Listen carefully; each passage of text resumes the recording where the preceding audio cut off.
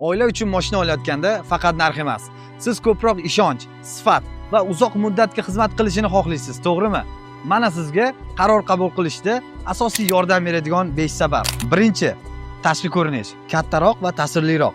Trekkerga qaraganda kattaroq ham, uzunroq ham, uzoq safarlarda ham, shaharda ham bu mashina boshqacha hissiyot beradi. Mazza qilib haydaysiz. Ikkinchi, komfort. Ichida bemalol joylashasiz. Oilaviy sayohatlar uchun ham juda mos. Bagaj joyi keng, o'rindiqlari qulay, har bir detal o'ylangan. Uchinchi, otsinkovka. 1.3 mm. Bu raqam oddiy ko'rinishi mumkin. Lekin bilasizmi, bu nima uchun muhim? Qishda yo'llarda sepiladigan tuz, ko'p mashinalar uchun zang boshlanishi, bahor va kuzdagi yomg'ir, suv, loy kuzovni emirib boradi. Mana shuning uchun 1.3 mm qalinligi otsinkovka O'zbekistondagi shu klassdagi mashinalar ichida eng yaxshilardan biridir. 4.